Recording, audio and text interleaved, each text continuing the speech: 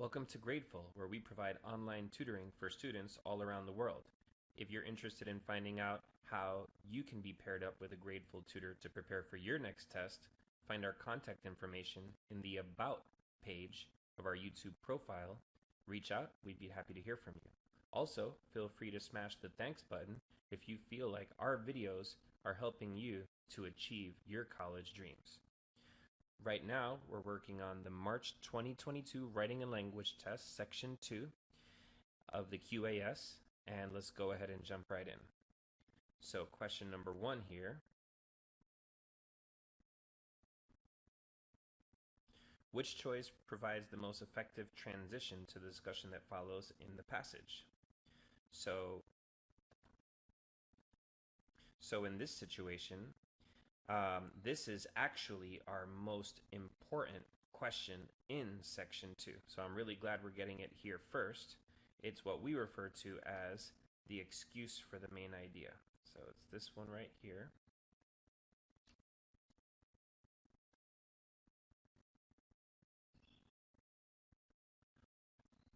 So the excuse for the main idea is basically an excuse for them to quiz you on whether you can pick up on the main idea.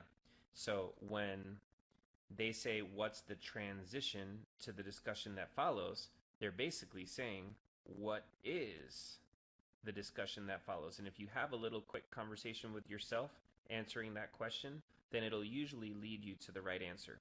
So one myth about the current SAT is that the verbal section is half reading and half grammar. In actuality, it's actually 3/4 reading and 1/4 grammar. And that's because the excuse for the main idea, which is a lot of questions in section 2, is really a reading question. They're just quizzing on whether you're understanding what you're reading and whether you know to look for it. So what is the discussion that follows in the passage after question 1? So let's go ahead and just take a look at that. The passage is talking about the team of researchers. They studied archaeology. They sailed around the coast looking for a place that fit the description of the Norse sagas. They found a site that maybe was the right site. Now, the way I'm doing it is the way you should do it. If you're reading word for word, you're going to go through far too much work and spend far too much time. So someone supervised the dig. They excavated. They uncovered the remains of 9 structures. Then they thought that these remains could be evidence of an indigenous people. So let's see if that's enough to answer the question. So looking at the answer choices now, well, first of all, let's kind of read into it. In 1961, the archaeologists set out across the Atlantic Ocean to investigate the legendary Viking presence in North America. Scholars believe the land was part of Canada or the U.S. No physical evidence of a Norse village had ever been discovered. So we're looking for something that says, and they went ahead and tested it, and they found a site. So looking at A, the absence of physical evidence can be a major issue for crime investigators. Well, nothing about crime. That's not really related. Looking at B, physical evidence of the Norse villages is extensive throughout Scandinavia, has been studied by archaeologists. The problem is that this is throughout Scandinavia. The passage ends up talking about North America. C, regardless of what the archaeologists discovered, the Norse epic saga contains interesting information about the Viking presence. Well, it wasn't really about the saga. Like I said, when we looked ahead into the passage, we saw information about the archaeological work they were doing. And D, that changed when archaeologists began excavating a remote stretch of the Canadian coast. That's North America. It's everything we've been looking for all along. And the answer for number 1 is D.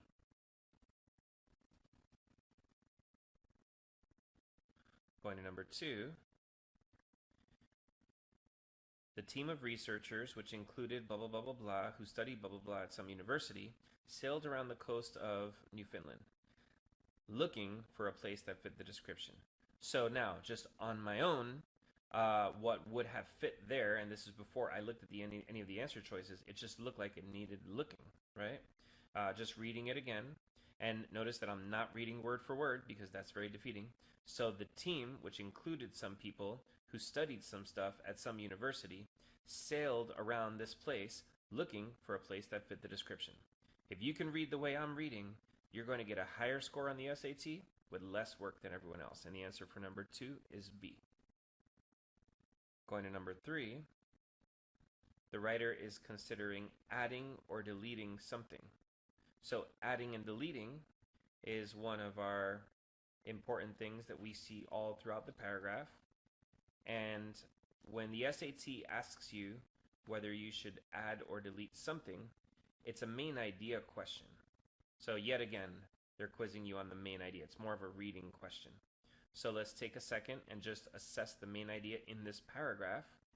And the paragraph is talking about, once again, the team of researchers who studied all this stuff, sailed around the coast looking for a place that fit the description. A local fisherman led them to a nearby site that had unusual covered mounds that looked like houses, and they decided to begin digging. Their excavations provided the first archaeological evidence for the theory of Norse contact with North America. Inkstead and her team uncovered the remains of 9 structures, including a great hall with a fireplace, just like the ones the Vikings had built in these different locations. So, do we care right around here that it says, in a published account of her work with the team, she describes the meadows as a fair land bathed in sunshine. Well, does it matter to us that it was really beautiful there? No, because at this moment we're just looking for evidence that the Vikings had actually spent time in North America. We're not really caring at this moment how beautiful it was when they got there. So is it C or D? C says because it offers loosely related information that interrupts the discussion. I like that a lot. And D, it contradicts information provided in the previous sentence. Contradicting or undermining the rest of the paragraph, not to say it can never be right, but I've never seen that be the right answer on a question like that. Going over to number 4 now.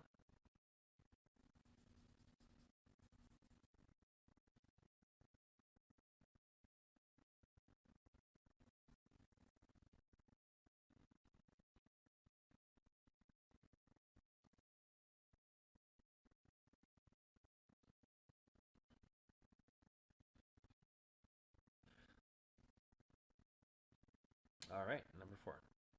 With Inkstead supervising the dig over several years, their excavations provided the first solid archaeological evidence for the theory of Norse contact with North America. So, in my own words, I just had the instinct to say over. Now let's look at the answers and see which ones match. So at the course, well, they're not talking about, well, they are talking about a place, but in this moment in the sentence, we're talking about how long it took. It was over 7 years. So at would be more for a place. Over the course sounds good, but over the course to, that's not the right idiom for that. If I'm going to say over the course, then I'm going to say over the course of. And once again, if we're going to say along is for a place. We're talking about time. So the best answer for number 4 is over the course of. Going over to number 5.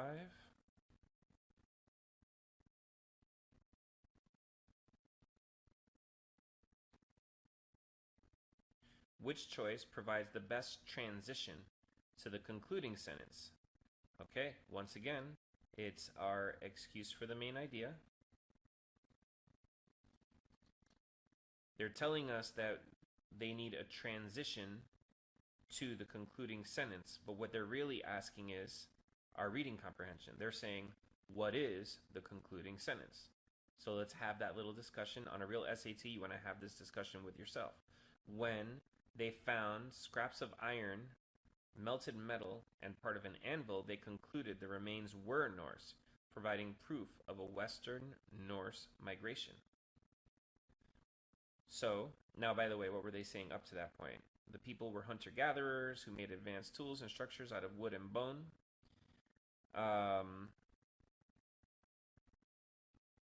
So, looking at the answer choices now, they did not employ ironworking. They lived in tents. The researchers did not know about their practices, and they used canoes. So, what are we seeing in this green sentence? The green sentence is the sentence in question is talking about iron, melted metal, an anvil, and that was the proof of the migration. So which answer choice relates to the idea of iron and metal and so on? That's answer choice B for number 5.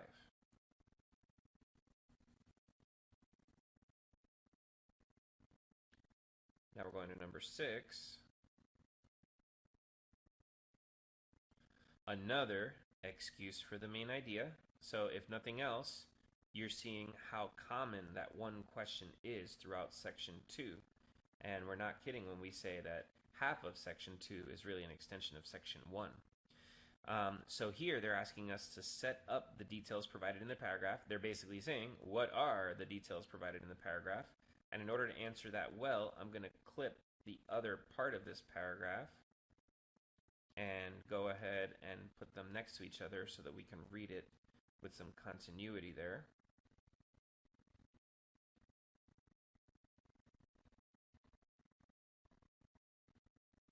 And what are the details provided in the paragraph? Okay, so not only did the excavation establish the presence of Vikings, but it also did something else. They uncovered structures that included sheds for protecting boats, the remains of a bathhouse, a small stone spinning wheel. Spinning yarn was performed by Norse women. The women were among the settlers, therefore.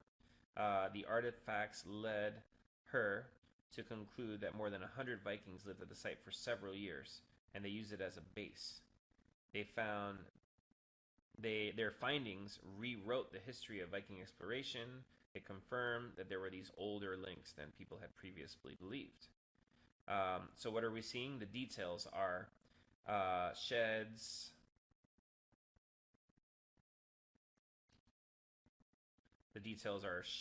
a bathhouse, a spinning wheel, yarn, and those are the main details they were using as proof. So which answer kind of goes there? Well, it could be about their daily lives, like the little things they use in their daily lives.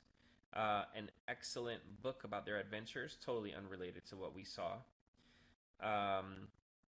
To establish it as an authentic monument, to say it was authentic versus not authentic, that has nothing to do with the details that they were directing us to. And cementing her reputation as a first-rate archaeologist, totally unrelated. So the answer for number 6 is easily going to be A.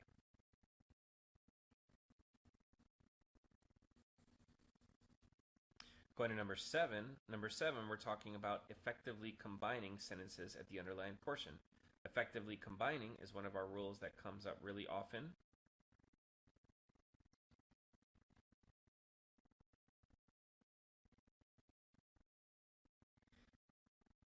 And for effectively combining, there are 4 rules you're going to want to know. We consider this one of our tougher one-liners because it's got 4 parts that you need to memorize. And the idea is that when you're asked about effectively combining 2 sentences, it's kind of like 2 questions in one, or multiple questions in one, 4 questions in one, if you will, because we don't really know whether, in order to combine them, you're going to need to deal with the flow, good transitions, transitional words, transitional punctuation, good word order. Sometimes all the right information is there, but it's in the wrong order, and avoiding restating. So for instance, if I said, school is fun, it is my favorite place, we could have just kind of combined that into one big idea. So we don't really know when we get to this question which of those things it is. But we do know that the restating, or we used to call it restarting, this is the most common one. It's kind of the one you want to start looking for. So Ingstad uncovered structures. Ones such as, I would call that restating, because we could easily just say, she uncovered structures such as. So when we say structures and these structures, that's easily restating. Structures such as sheds for protecting boats and the remains of a bathhouse, that's not restating, and it's concise. Now, conciseness is a part of flow. You want to say the same thing with as few words as possible. And then in D, it says structures. Those structures that were, that's restating as well. So 3 of the answer choices restate, and so the answer for number 7 is definitely going to be C.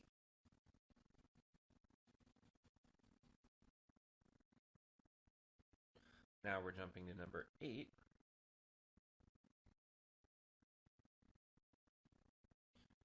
She also found a small stone spinning wheel. According to the sagas, spinning yarn was work generally performed by Norse women. This find suggested that women were among the settlers on the site. So what we have originally is kind of a run-on. Our definition of a run-on is when you have two independent clauses with a comma between. But according to that definition, it's even worse if you have two independent clauses with no comma in between. So what we underline in red and what we underline in purple, those each could have been their own sentences. Therefore, combining them without proper punctuation is obviously terrible. And what is the proper punctuation? We could put a semicolon in between those two ideas, or a comma and a fanboys. For, and, nor, but, or, yet, and so. So we could have said, according to the saga, spinning yarn was work generally performed by Norse women, comma, and this find suggests that women were among the settlers on the site. So, which one gives us the comma fanboys? D does. Because for, and, nor, but, or, yet, and so are our fanboys words, and comma, fanboys, and semicolon are the two ways to join two independent clauses, and so the answer for number 8 is D.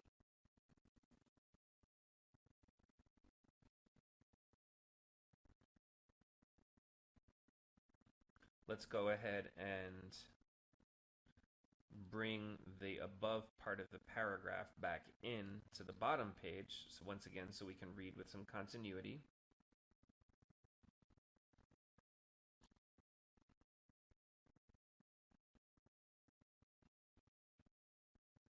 And if you're practicing for the SAT off of a PDF copy, kind of like we're doing here in this video, it never hurts to save the copy under two different names. Then you can do a split screen where you've got the things you're reading, particularly if you're doing reading, what you're reading on one side and the answer choices you're picking on the other. But it works for section 2 as well, because there's so many situations, really annoying situations, where you need to switch between pages. And avoiding that extra trouble is one way to maybe squeeze out some more right answers than maybe you would have gotten otherwise. But let's look at number 9 now. She also found a small stone spinning wheel. According to the saga, spinning yarn was work generally performed by Norse women. So this find suggested that women were among the settlers on the site. The artifacts that Ingstad found led her to conclude that more than 100 Vikings lived at the site for several years. So reading it myself, what I'm finding is that there's some momentum there. These artifacts led her to conclude some stuff. And when you have some momentum, you do not want to break that up with a comma. So the answer for number 9 is going to be B. If I said the artifacts led her and then put some kind of punctuation, what we're doing is we're breaking up the idea of leading her and concluding, and that's actually changing the meaning. So in a lot of situations, getting rid of a comma is going to actually change the meaning to the thing that you want. So the answer for number 9 is B. Now we're going to 10.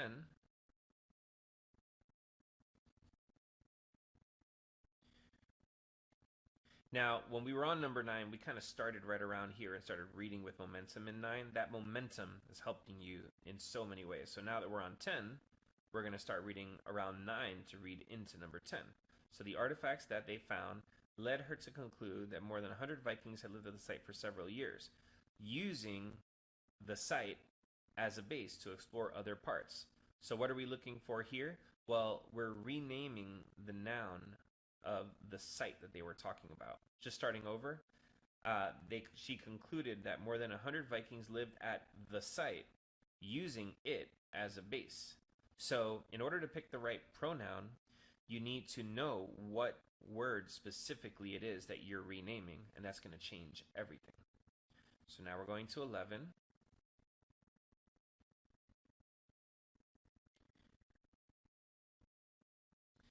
So the artifacts led her to conclude that more than 100 Vikings lived at the site for several years, using it as a base to explore other parts of the coastline. The archaeologist's findings definitively rewrote the history of Viking exploration, confirming that Europe and North America had far older links than people have previously believed. First of all, notice that sentence is a little on the long side, so we don't want to make it longer. But in addition, we generally want to be concise. If we ever have the choice of being wordy versus being concise, obviously we're going to want to pick the more concise one. Both the SAT and the ACT somewhat see themselves as the police of conciseness. Now, the evil cousin of wordiness is repetitiveness. So the way it works is when you get to a question where one answer choice is shorter than the rest, at that point your antenna should kind of go up and you should be asking yourself, is this a question about wordiness versus conciseness? And as you're going through that process, look at the longer answer choices and look to see which of them are repeating something, because repetitiveness is kind of the dead giveaway for this. So if we look at B, revised thanks to their discoveries. Well, did we already know about discoveries? Let's see. The findings. Well, if they're talking about the findings, then I say the discoveries. That's repetitive. Rewrote and reworked. Well, that's easy repetitiveness. And rewrote in an authoritative manner the historical account. And I mean, if it's between D and A, if I want to say rewrote the history or rewrote in an authoritative manner the historical account, I guess, well, first of all, it's just simply more wordy. But second of all,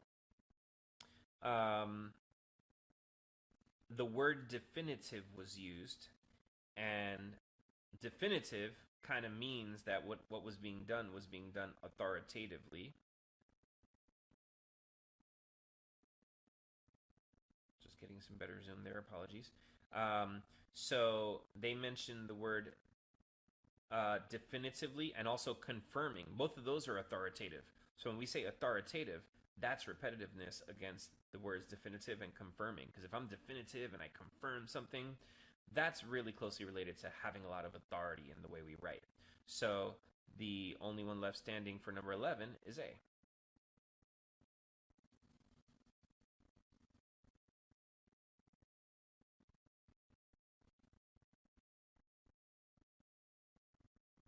Number 12. Species throughout time have been shaped by divergent evolution, in which a population becomes more distinct from the rest of its species as the population adapts to a habitat. So now we have a pronoun here, and as we said earlier, the key is to figure out, well, what is that pronoun renaming? And in my opinion, it's renaming the idea of the population. So if I'm renaming the population, so in which a population becomes more distinct from the rest of the species as that population adapts to a habitat. So the one that kind of says that population adapts would be answer choice C. It becomes more distinct from the rest of the species as it adapts to a habitat. That could be a really confusing question for a lot of people, and the key is, like I said, really, really putting some thought into exactly which word is the one being renamed in that spot. So going to number 13.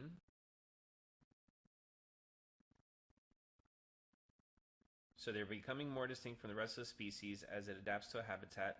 Biologists have long assumed that most organisms will struggle to survive when faced with an unfamiliar environment. So if we say initially struggle, that's great. But if we say initially struggle in the beginning, if you're initial, you're in the beginning, so that's repetitive. Similarly, struggling with great effort, that's repetitive as well. Initially at the beginning, repetitive. So they're really helping us out a lot on number 13 by giving us lots of repetitive stuff to get rid of. So now looking at number 14, biologists have long assumed that most organisms will initially struggle to survive when faced with an unfamiliar environment. A recent study by a biologist, these guys, shows how newcomers to an ecosystem can thrive. So, this is the idea of the transition word. And for transition words, You want to invent your own, and that what it does is it forces you to actually understand what you're reading. Very often, myself included, we feel like we're understanding what we're reading. We really have so many things on our minds that there's a chance that we're actually not understanding as well as we think. So, what would we invent in between these ideas? Biologists long assumed that most organisms will initially struggle to survive when faced in an unfamiliar environment. A recent study by biologists shows how newcomers can thrive. Well, we're talking about the idea of struggling, and now we're talking about the idea of thriving. So, in my own words, I'm looking for a but. I'm looking for some contrast because we're going from negative to positive. And the one that does that is A for number 14. However, they're struggling. However, we're finding out through the study how they can actually thrive.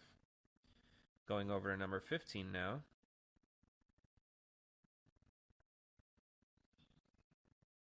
Here, we're talking about effectively combining two sentences again. And we've got our one-liner with 4 parts to it.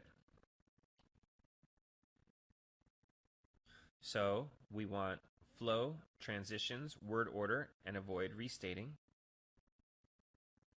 And so let's go ahead and read the sentences now. The recent study by biologists, these guys, shows how newcomers to an ecosystem can thrive. When they thrive, it allows locally rare traits to persist and keeps different populations within the same species genetically closer together. So this, what we're being offered here is not even an option, but you can see how it is restating when they thrive. So how they can thrive. In doing this, that's restating. Thrive, and so then, in a way that's kind of restating because it's saying it's thriving, and so then when it thrives, so I would say that's restating. Thrive in this way, to me, that's restating again. And D is the only one that doesn't do it. It says, it shows how newcomers to an ecosystem can thrive, allowing locally rare traits to persist and keeping the same different populations within the same species genetically closer together. So D kind of just immediately goes on to the next idea, and therefore it's avoiding the idea of restating. And so the answer to 15 is D. And we're jumping over to 16 now. So 16 relates to, it may or may not relate to the rest of the paragraph that follows. So let's go ahead and bring this in just in case.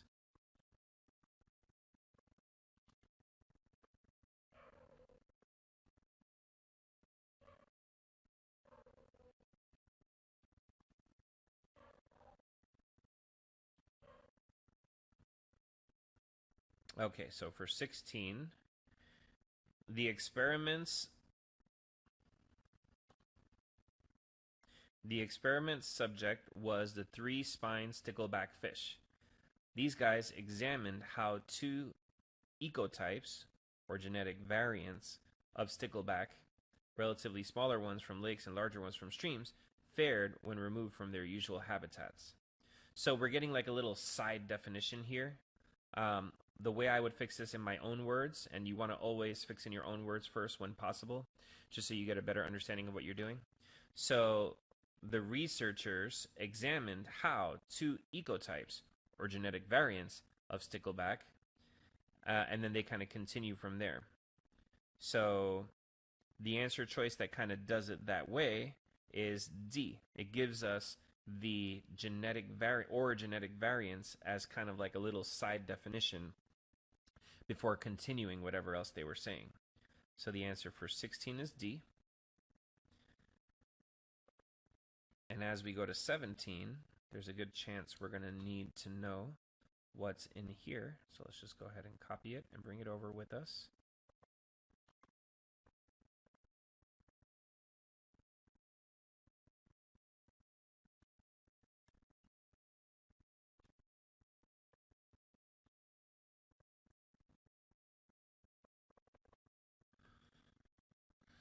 So, how they fared when removed from their usual habitats. They also wanted to test whether there was an advantage to being the less common ecotype. And it goes on to a new idea.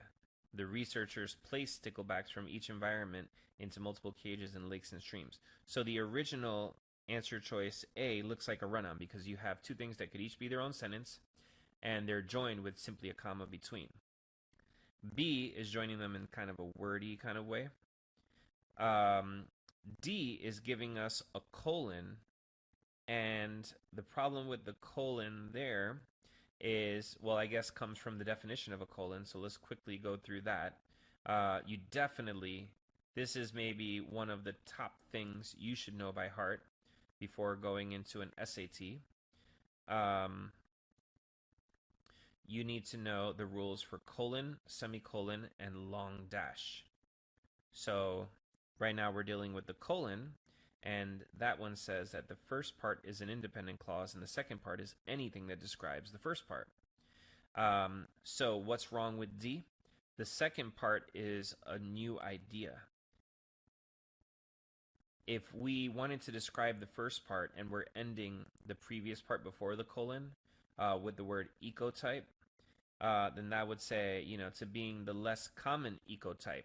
And maybe the next part after the colon would have to describe maybe what that is, or in what way was there an advantage. So something that's describing, and that's not what we're getting for D. So the answer for 17 is C. Now we're going to 18.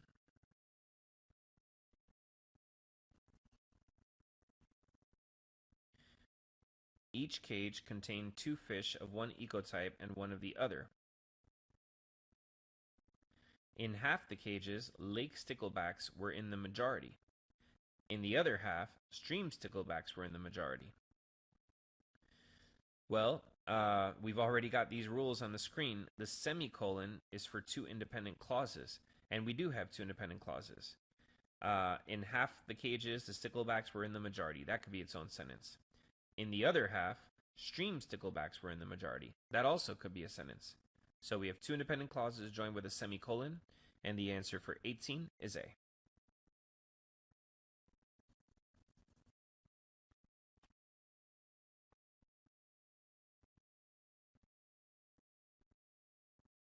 Now we're going to 19. 19 is asking us for an interpretation of the data in the graph. So let's bring this graph over where we could see it.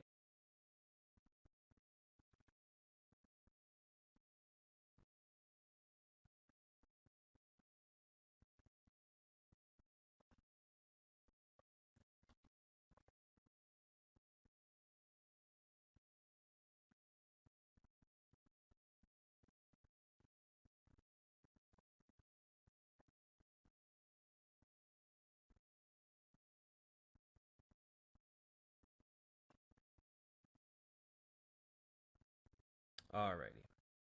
So what is the data in the graph telling us? When you have something about a table,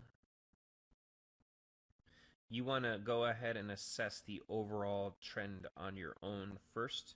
Keep in mind, on any of these kinds of tests, all the wrong answer choices are there to confuse you. So if you look at them before you really have a good idea of what it is you think is going on here, it makes things a lot harder. So what are we seeing as we look for the overall trend in our own? We're seeing that the one that has the origin of the stream, actually, the one that has the origin of the lake and the destination of the lake, this one right here, seems to be way lower than the rest. When you have the origin of the lake and the destination of the lake, it's just lower. It has a much lower survival rate. Let's see if that ends up being it. The survival rate of lake origin sticklebacks in both lake and stream cages. So we're not seeing lake and stream, at least not in what I did in my own words. Was it in fact higher than that of stream origin sticklebacks? So lake origin in both lake and stream cages.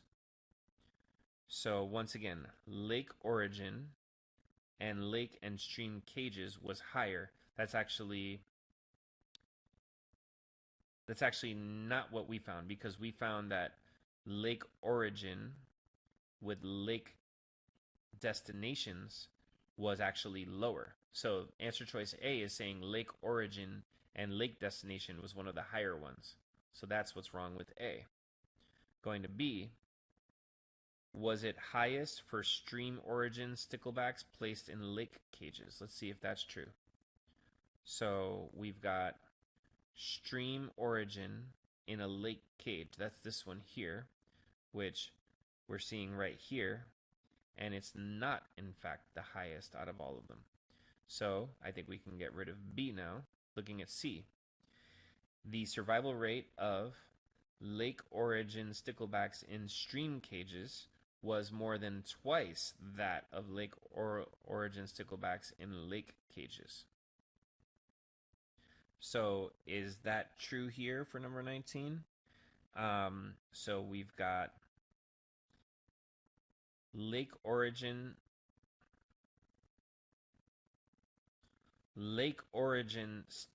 sticklebacks in stream cages, which is this one. And was that survival rate more than twice of lake origin in lake cages? Well, the lake origin in lake cages is this one right here. And so right here, their survival rate is about 30, and here it's about 70, so that is double. Here it looks to me to be like 25, and here it's like 60, so it's double at every moment. So C sounds great. And let's just take a second to discuss why D is wrong. The survival rate was lowest for lake origin sticklebacks in stream cages. So lake origin stream cages, that one is not lowest. It's maybe the number 3 in order, but it's not lowest, and that's what's wrong with answer choice D. So now we're going over to question 20. Which choice makes the writer's description of the figure most accurate? So once again, we need the figure. So let's bring that down. I might sort of include this as an excuse for the main idea, because what they're doing is they're forcing you to demonstrate that you understand the writer's description of the figure. So where are we seeing that in the passage?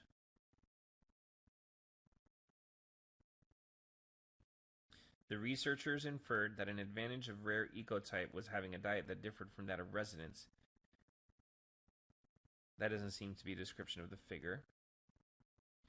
Independent of a fish's origin or destination, both ecotypes survived at higher rates when they were in the minority. When stream fish were placed in lake cages, for example, their survival rate as the majority ecotype was about. Okay, so we need to pick an answer choice for number 20 that makes this purple statement true. And the statement says that regardless of the origin, they survived at higher rates when they were in the minority. And that does generally seem true, because minority is higher for all of them than majority. But we just need to find an example that supports that idea. When stream fish were placed into lake cages, stream fish in lake cages, so that's this one right here,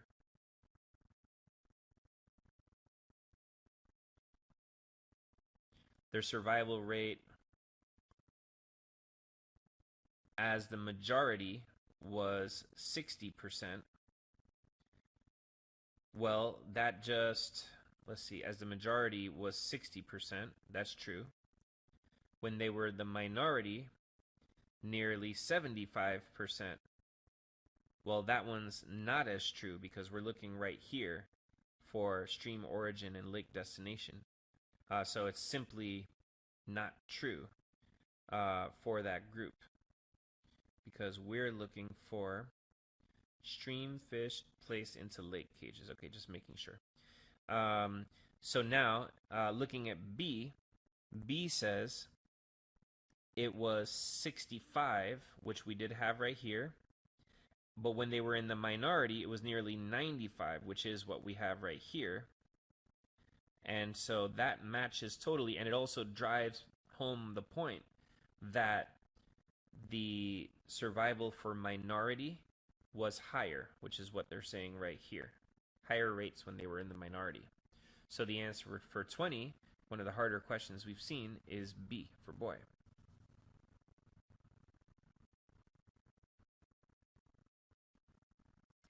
Okay, going to number 21 now.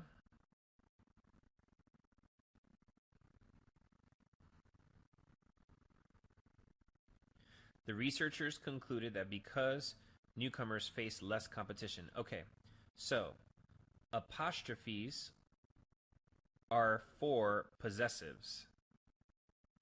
Unless you're in one of the exceptions to the rule, for instance, the word it or the word whose, W-H-O-S-E. A couple of exceptions to the rule, but in general, if you have an apostrophe, it's because something's possessive. In other words, maybe we're talking about the researchers' blue hats, or maybe we're talking about the researchers' summer vacations, something that belongs to the researchers, in which case we would want the apostrophe. But there is no such possessive going on here, so we're getting rid of A, B, and C based on that. And the answer for 21 is going to be D, because you don't have an apostrophe. There is nothing that belongs to the researchers. Now, looking at number 22,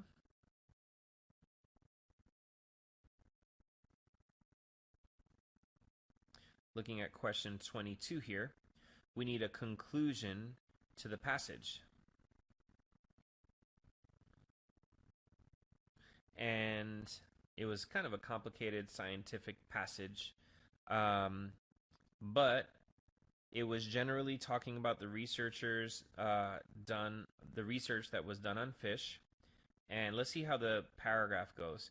It says they concluded that when the newcomers, because they face less competition, they're able to survive more often and pass their genes in a new environment. As a result, the pace of evolution, the process by which populations become genetically different, it slows down. In addition, as the genes are passed on, genetic variation increases. Since variation allows species to express traits that were once rare but are often advantageous, species can rely on diet. Well, the passage wasn't really about diet, right? It was about survival. It was about what factors increase survival. And we were seeing that mostly, more than anywhere else, we were seeing it in the chart. It was all about the survival rate, depending on what factors went into it. So for the passage to conclude with the survival rate makes a ton of sense. And that's answer choice B. Now let's talk a little bit about why some of the other answers are wrong. We know it's not the diet. We know it's not really relating to size. We didn't see much about that. And the difference between B and C, B was talking about having a better survival rate. The survival rate is growing. But to know whether they can survive or not, think of that as more of a black or white. Whereas we weren't seeing the choice of whether they could survive or not. Instead, we were seeing what was the change in their survival rate.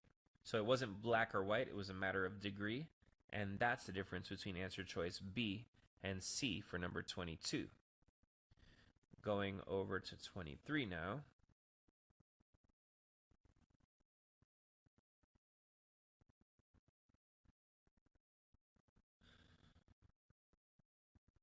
So at first, I'm going to want to answer this in my own words first. Shelley Palmer, the CEO of a company, returned home from a meeting. He found that a family member had cleaned and organized his notoriously messy desk. So I'm going to want to say when, or one day when Shelley Palmer, and that is a nice, easy B for number 23.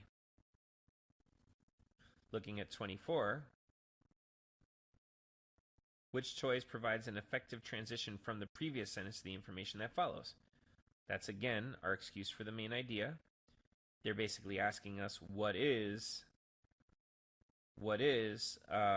in the previous sentence and what is the information that follows in this sentence. They're basically asking us what are those two things. So the previous sentence was saying that someone had organized his messy desk. He quickly realized that he could not find the materials he needed and that the space was poorly suited to the way he was used to working. What does the information that follows in the sentence say? In many traditional offices where employers implement clean desk policies based on the notion that having too many items on and around one's desk can be distracting.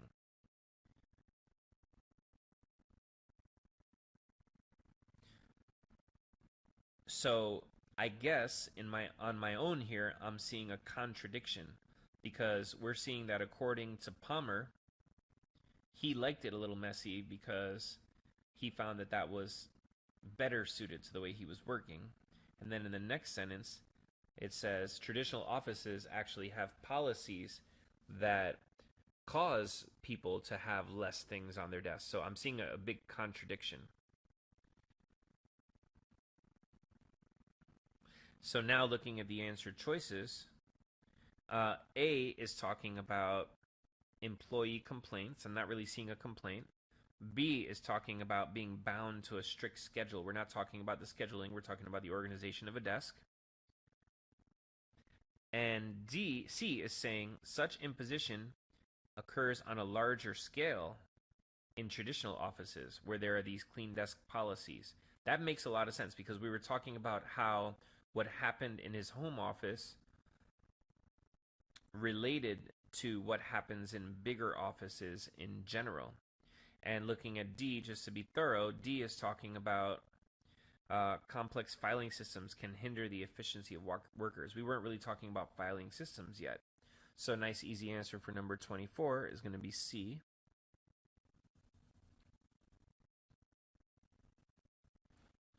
And now we're going to 25. 25, another excuse for the main idea.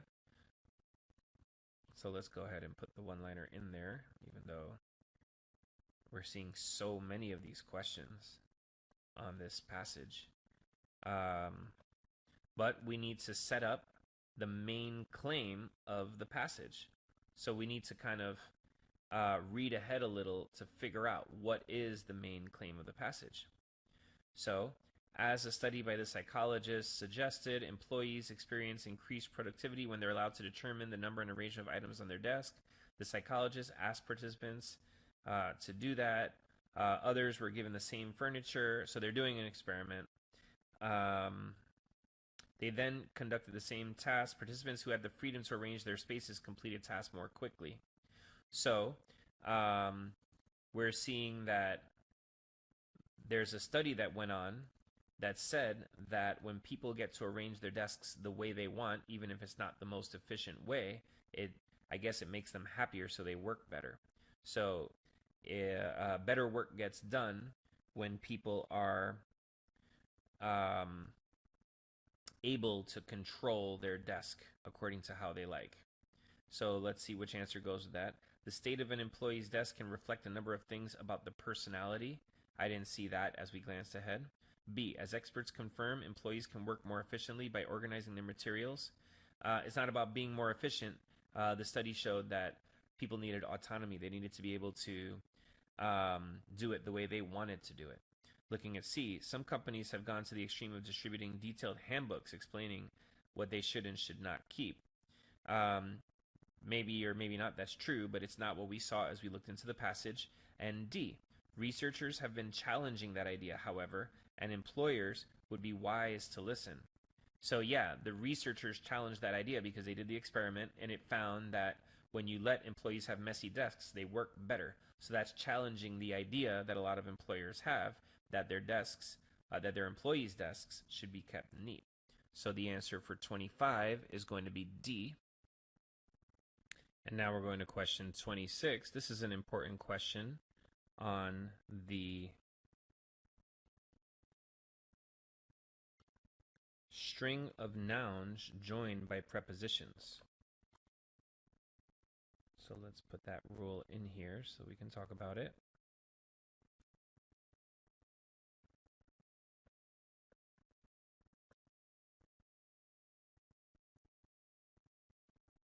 So here we have the study. What kind of study? A study by psychologists.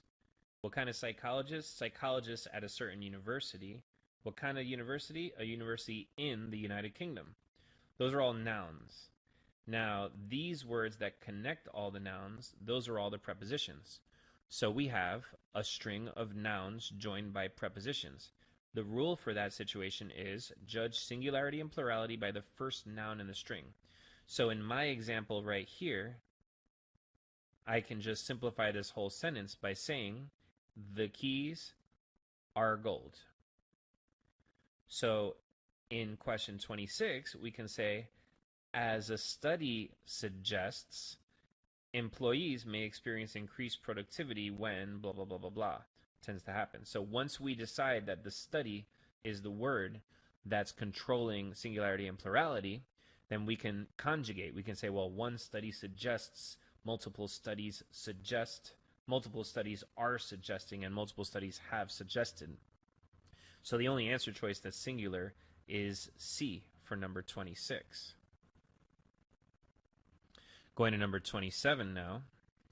As the study suggests, employees may experience increased productivity and satisfaction when they're allowed to determine the number of arrangements of items on their desks and in their offices.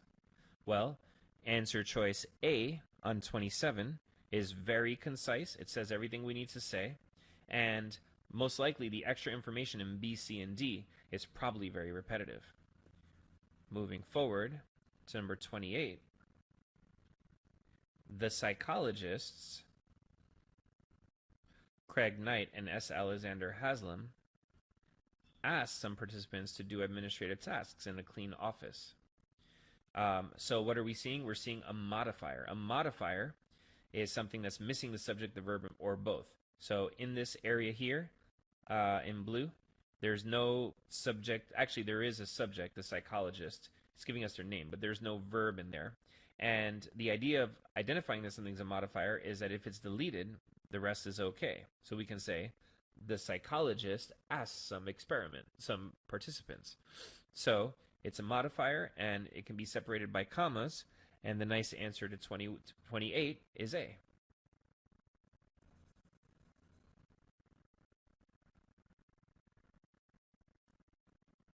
And now we're going to 29. Which choice effectively combines the sentences at the underlined portion? So we'll bring in our rules for effectively combining. Flow, transitions, word order, and avoid restating. And the idea of restating, or that one, is the most common, the most frequent one that comes up. So let's apply that to question 29.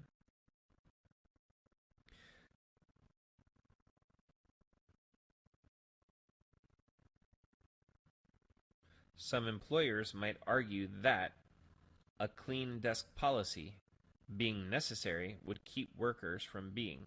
Okay, that's an issue of word order. Because at that point in the sentence, it doesn't make sense to say being necessary. So that's one of our 4 one-liners for effectively combining. We have the right words, but they're just not in a nice order. Some employers might argue that without a clean desk policy, workers would be free to let their desk devolve into outright clutter. Well, that seems to have a good order to me, and it seems to be concise. So we're going to probably like that one, but let's keep reading. So reading on, some employers might argue that when a necessary clean desk policy is absent, that's just wordy right there, right? So flow is an extension of wordiness. When a necessary policy is absent, it can definitely be said with less words. And looking at D, some employers might argue that workers lacking a clean desk policy, which employers find necessary, that's word order. So when we say which employers find necessary, it's like we're going backwards in our argument at a moment when we should be going forward. So the answer for 29 is B.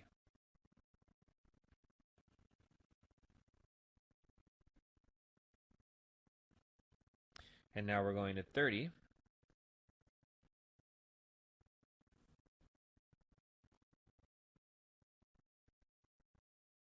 Vaz placed participants either at a tidy desk with papers arranged in piles or at a messy desk with papers strewn across the desk and floor. So number 30,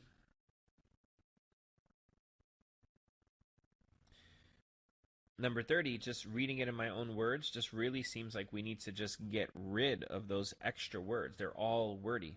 Just reading it again. Vaz placed participants either at a tidy desk with papers arranged in piles or at a messy desk with papers strewn across the desk and floor. So it's kind of like a list, or we can maybe see the conjunction pairs there as well. He or she placed the participants either here or there. So that's answer choice D for number 30.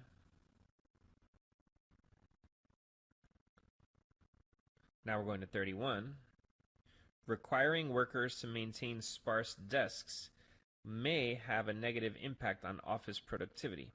They're asking us to set up the examples that follow. That's our excuse for the main idea yet again. And they're basically asking us when they do this, what is the example that follows? So what's the example? For example, employers may have little choice but to adopt a clean desk policy in cases where limited office space requires a single desk be shared by multiple employees. So the example that follows is kind of an exception to what they're saying. It's saying that, even though we've kind of established that it's better to let employees keep their desks the way we want, there are some exceptions. Like if they're sharing and they just really are in a position where they really have to be more considerate of their coworkers, then maybe still they may have to keep their desks neater. So which answer choice goes on that? A is talking about impacting productivity. B is saying how it may not present a challenge for certain types of employees. We're not talking about which employees are better than others. How maintaining sparse, by the way, sparse means empty. The SAT loves that word, by the way. May result in heightened tensions for some employees. We're not talking about tension. I mean, maybe it's close because we're talking about having other employees sharing a desk. But tension is a whole different thing, and there was no mention of that.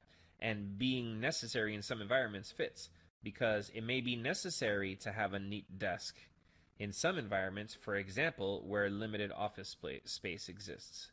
So the answer for 31 is D.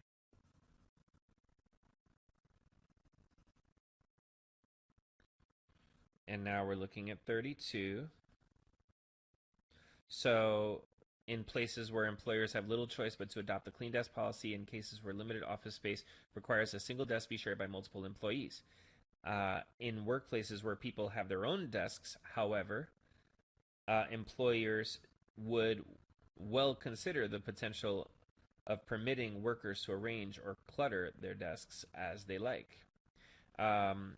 So what are we seeing? Maybe a however, because they just finished saying, well, sometimes the clean desk policy would be necessary, like if you had multiple employees sharing. But it says where people have their own desks, it is better to just let people do it how they want to do it. So we're looking for a but in our own words, and still is kind of the same thing. So we're going to pick A for number 32. Now we're going to number 33. In workplaces where people have their own desks, employers would well consider the potential benefits of permitting workers to arrange or clutter their desks as they like. On my own, I kind of said well consider because it just sounds good to me personally, but it is a little sort of vague. I think looking at the answer choices here, the one that makes sense and the one that sounds the way I've heard people talk is C for number 33. Employers would do well to consider. That's just a known phrase. It kind of means, it would benefit them to consider whatever it is they're talking about. So that's kind of our unavoidable question on a known phrase. Depending on where you're from, what your background is, you may not really be as familiar with that phrase, but some of those are a little unavoidable, and we're not going to make a big deal about them. So 33 is C. And we're looking at 34 now, the U-wing.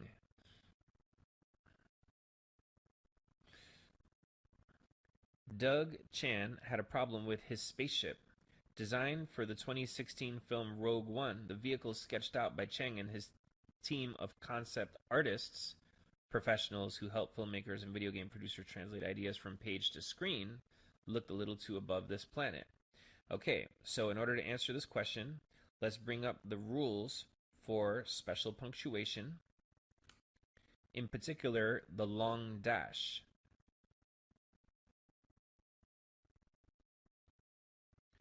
So it's important for us to know that one long dash counts as a colon and two long dashes counts as a set of parentheses. We see the long dash right here. So if we were to put another one right here, it would give us the two long dashes, and now this is kind of like something stuck in parentheses.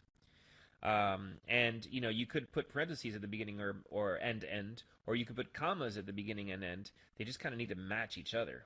So we need the first long dash, and the answer for 34 is going to be B. And now we're going to 35. So they had a problem with their spaceship, designed for the film. The vehicle that had been sketched out looked a little too what? What did it look like? It looked like it was above the planet, beyond this planet, out of this world, on top of the world.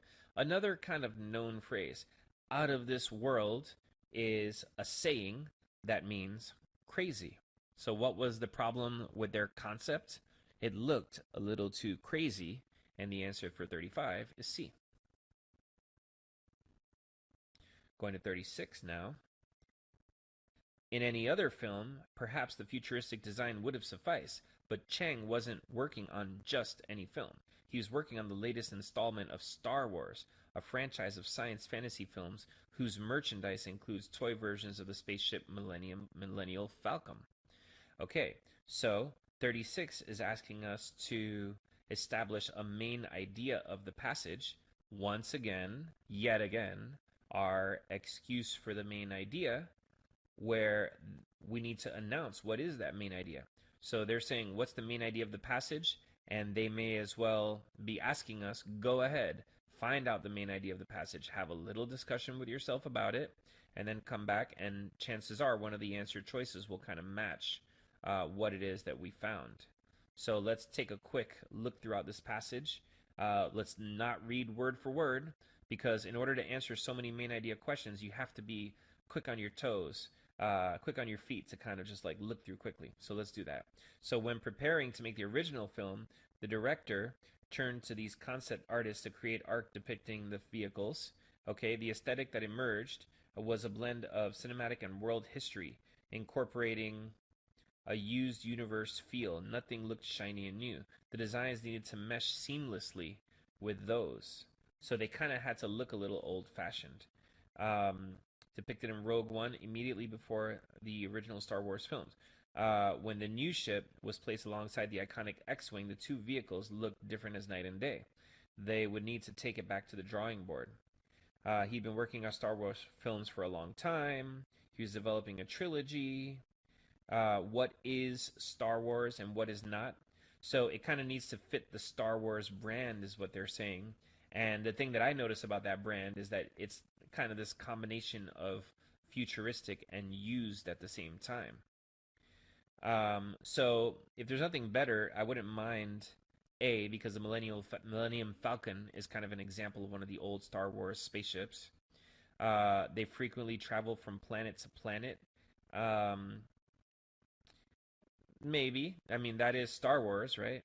The themes are drawn from fairy tales and myths, and the visual aesthetic draws more heavily on the past than on the future.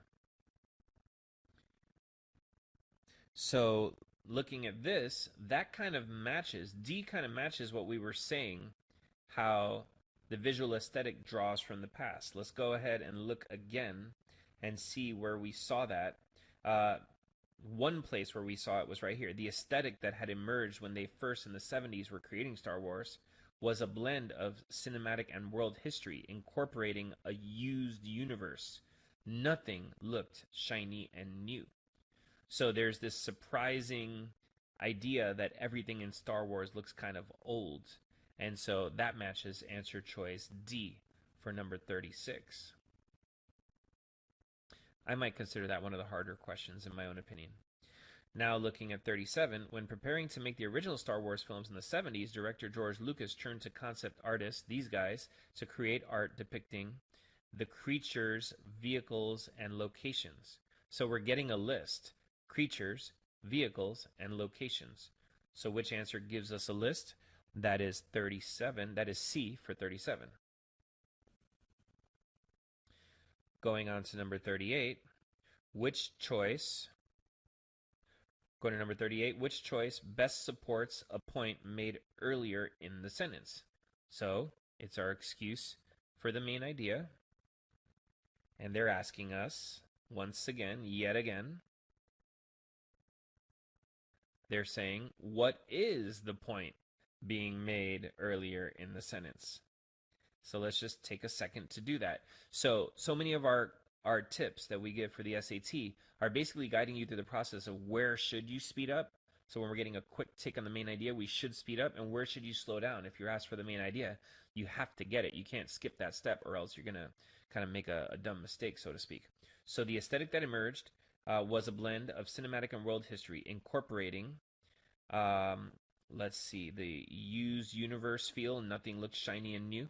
So that might be it. The distinctive color palette, earth tones, not really related. Elements not only from Western and samurai films, but also World War II military uniforms. Maybe because we are talking about how there was the old element, and distinct silhouettes based on basic shapes. So nothing about shapes. So we have it down to A and C because both of them are giving us the old-fashioned kind of thing. Now let's read on a little more and see which one matches what they're talking about. Chang's designs needed to mesh seamlessly with those of the other people because the events in Rogue One occur immediately before the original Star Wars films. When the new ship was placed alongside the X-Wing, they didn't look alike. And let's kind of keep reading on because I think we still do need more support of the old-fashioned look somewhere in here. So they're talking about what is Star Wars and what is not, and how they had design challenges. And looking through further, there really are not that many clues.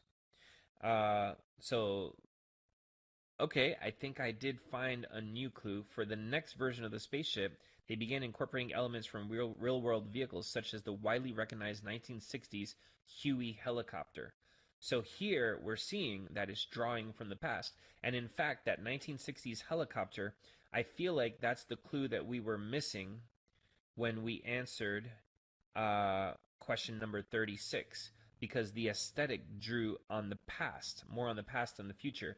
And the helicopter, I think, was the clue we were looking for on 36 that we didn't see at that moment.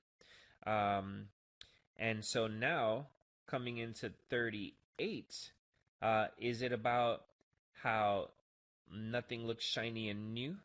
Or is it more related to Westerns and samurai films?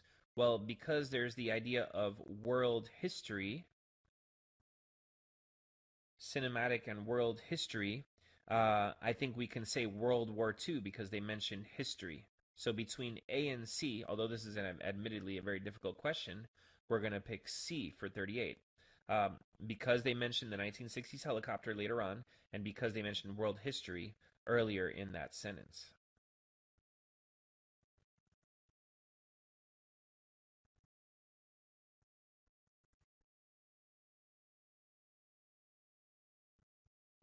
And now we're going to question 39.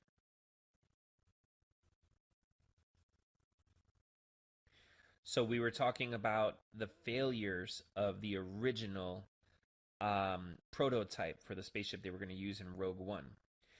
Because the events depicted in Rogue One occur immediately before those of the original Star Wars films. However, when Chang's new ship, the U-Wing, was placed alongside the iconic X-Wing from the original film, the two vehicles didn't match, is what we're really looking for. So I love answer choice A because it says they were as different as night and day, so I'm going to like that one. They were so different, I would have wanted to shout out, hey, that's not Star Wars. That's a little casual in addition to being wordy. And they were like apples and oranges. That's a little confusing to me because night and day, apples and oranges, they're very parallel, and I would have trouble picking between both of those. And they didn't look like they belonged to the same universe aesthetically. So now, that is a better answer than the others because we saw mentions of the aesthetics and how it had to match the aesthetics, and because Star Wars is all about traveling around the universe. So D is going to be the answer for number 39.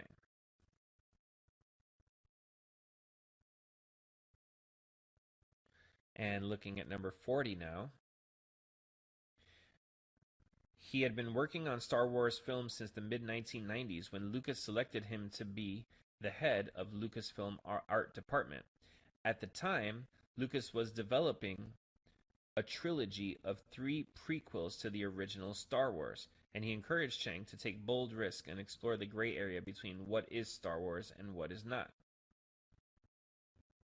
So, looking at answer choice A here, we're seeing a trilogy of 3. And that's our clue. Once you see repetitiveness in one of the wrong answer choices, you can kind of start looking for it in the others. So here we have 3 prequels in a trilogy. And in D, we have a trilogy of prequels that takes place before. So prequel and before, that's repetitive. And so the answer for 40 is going to be B.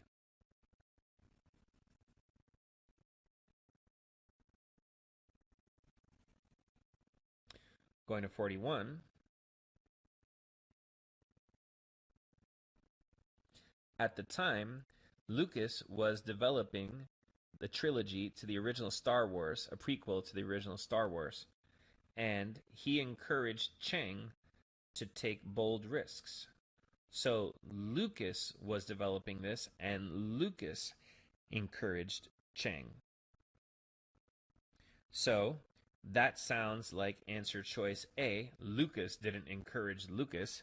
That would be very crazy for 41. So the answer is A.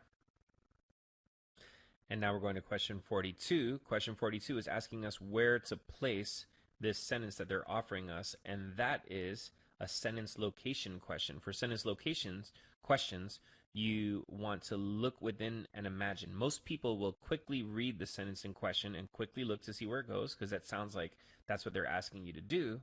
But really, if they're asking you to locate a sentence, to place it in some location within a passage, it's because there's something special. There's some clues in that sentence, and we want to take some extra time to find out what those clues are. So Chang was no stranger to such trial and error design work.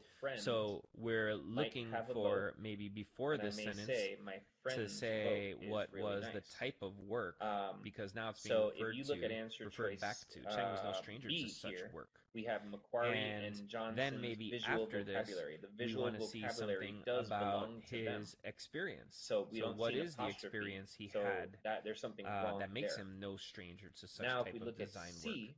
Now, the toughest C type of has a sentence giveaway. location It's got question the is the plural one possessive. So if I had where multiple it friends, has to my come before multiple the first sentence, friends because if that happens, might it's have a vote, and relating I might to call what it happens in the previous my paragraph, which is not friends' where vote. we're going to want to I'm look exaggerating when that, but we're the point is the placing something apostrophe within a goes paragraph. after the plural, after the But S that makes it plural. So we know look off the what the bat sentence that says B right and here. C The are wrong. rogue The team would question need here to is take between the A Ewing and D. back to the And drawing we're board. learning something new. So what is that? If you have That two is items and they're the possessive, like this, trial and separated by an error and, work. you're Going only going to back to put the the drawing apostrophe board on the second one. is So what we looked for was the just type reading of it work. through, it says And then they after also we're drew looking for the directly on experience, Macquarie and he had Johnson's been working on Star visual Wars films since the vocabulary by mid integrating the 1990s. engine That's his design experience from the right there. X-Wing.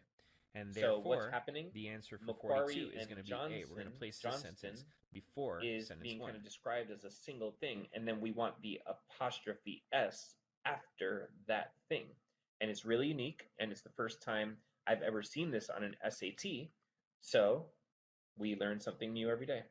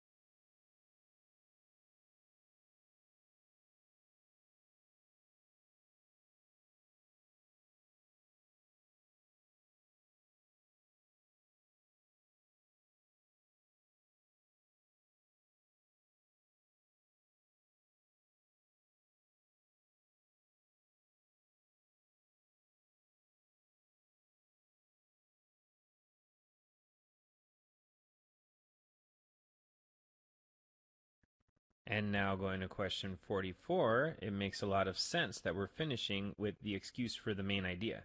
Here they're asking us to complete the sentence, so there's a chance that they're asking us what's going on in the sentence and concluding the passage. So what was the passage about? It was about when they were designing the ships for the Rogue One Star Wars movie, they had to match the look of the old Star Wars movies. And what's the sentence about? That one we haven't looked at yet. The result was a spaceship that looked like it could have appeared in the original film.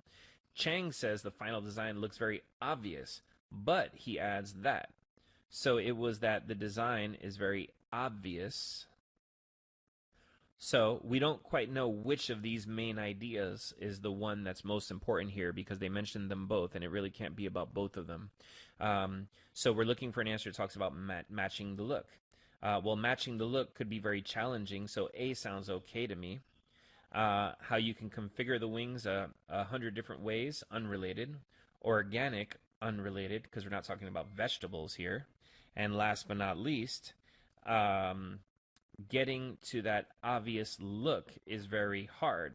Well, I like this answer choice because they had just said that after all that work, it looked very obvious, but there was nothing easy about making it look so natural and obvious. So the best answer here is D for number 44. Thanks so much for joining us on our video of the March 2022 Section 2 of the SAT. If you're interested in finding out how we can pair you with one of our tutors to prepare for your next test, go ahead and reach out. And if you feel like these videos are helping you to accomplish your college and career dreams, feel free to smash that thanks button and contribute to the production of these videos. Thanks so much and have a great day.